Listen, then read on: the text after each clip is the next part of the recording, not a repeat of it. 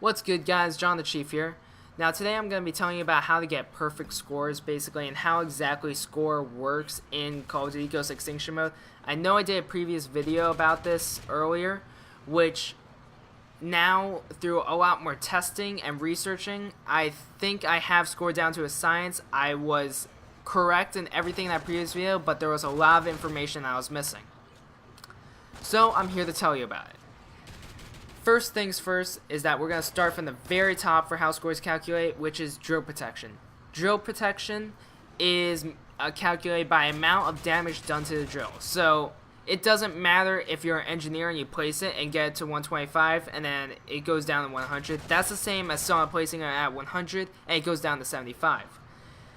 So it doesn't really matter who plants the drill really if you're going for a really high score game. Next is personal skill. Now this one has always been a trouble thing for a lot of people to understand, but it is a big chunk of it is accuracy. But the way accuracy is calculated makes it really easy to get away with having actually low accuracy but still get really good personal skills. And I'll explain to you why. So basically it's calculated by amount of bullets you fired and then it's amount of hits you get. So the way you get around it usually is if you have two scouts or like a couple of enemies all together and you have explosive ammo, you're getting a hit on every single alien around there, but you're only firing one bullet. So your accuracy, your personal accuracy is going to be super high. It's not going to give you bonus score for your personal skill. It's going to top out 100. But it's going to help you out so much in the long run because you can actually use the garage and get away with it and spray all day, every day, and you'll get amazingly high scores.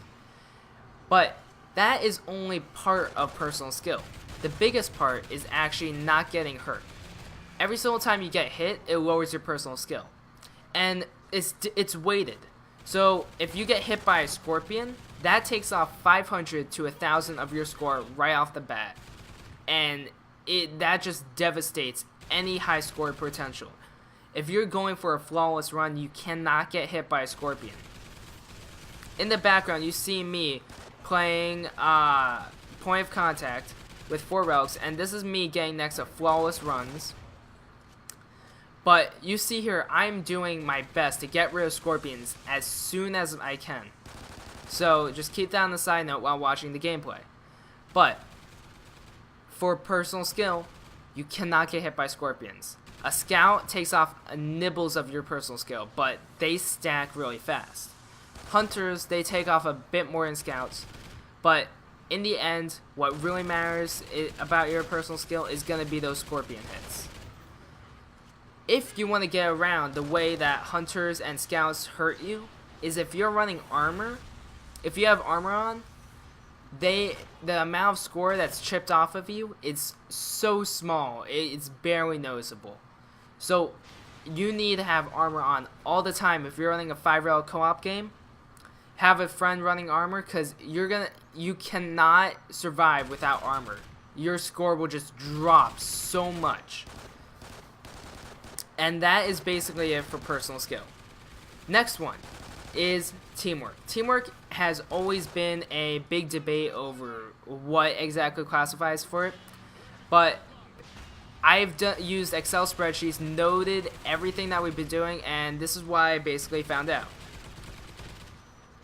So every single hive has a max for teamwork. So the max for teamwork in the first area is 3,000, max teamwork for the second area is 4,500, and max teamwork for the third area is gonna be 6,000.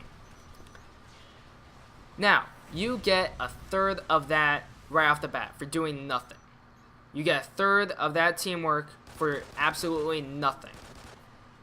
Next third, you earn that through activating team boosters, such as armor, feral, that kind of stuff, ammo, and traps. Anything that you could drop down to help the team, that will give the team something else, will increase your score. So that gives off another third. The last third is done by kills. You need to kill as much as you can. And it's actually a lot of kills that you need in order to reach max score. I would like to estimate roughly half to around 3/8 of the hive. Of all the kills of the hive, that's how much you need to get. You need to get a lot of kills. So I recommend running the kill horror stuff like sentry guns, IMSs, vultures, that kind of stuff. You need those to get kills for you. And that's where traps also come in handy, because it's killing two birds with one stone. You're getting kills, and also it's giving you more score because it counts towards the teamwork with the ammo and the team boosters. There is an issue with that though. What happens with teamwork though is that if anyone goes down, you lose 1,000 of your teamwork.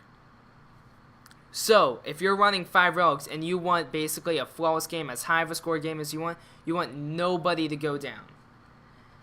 And that will help you so much in the end if you have teammates that can't go down, because your teamwork will just stay super high. Because with the 5 relic multiplier, you're losing 2,000 score potential if someone goes down during a hive. 2,000 score. That's as much as a challenge in the first area, basically.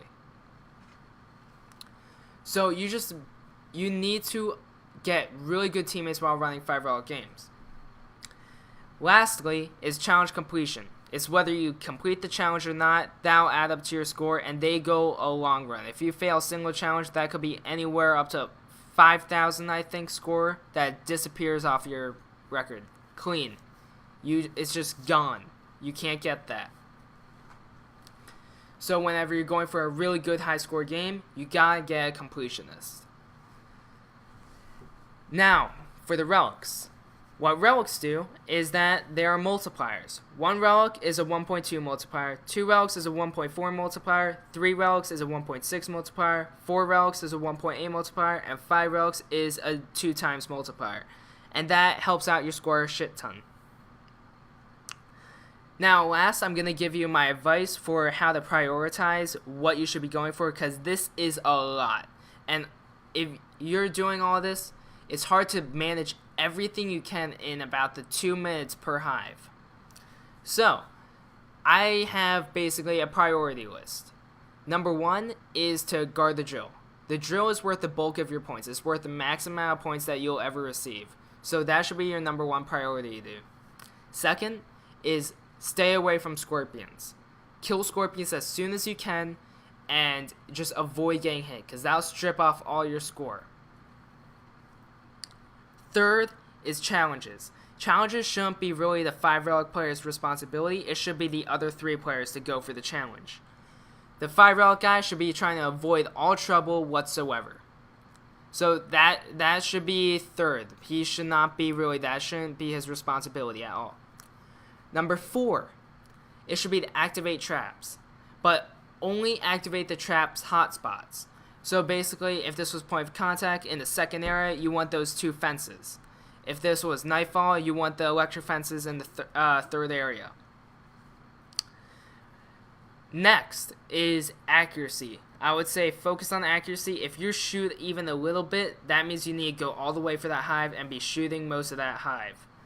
Otherwise, you could end up, say, if you shot only 20 bullets and you only got 13 hits, that will lower your score a lot. So what I recommend is that if you're shooting at all, you gotta shoot the whole entire time, and that'll help you out a lot. Next should be just going for kills in general and throwing down those team boosters. You want to be throwing those down a lot. That should be where the bulk of your money's going. Traps should be getting you a lot of your kills. A lot.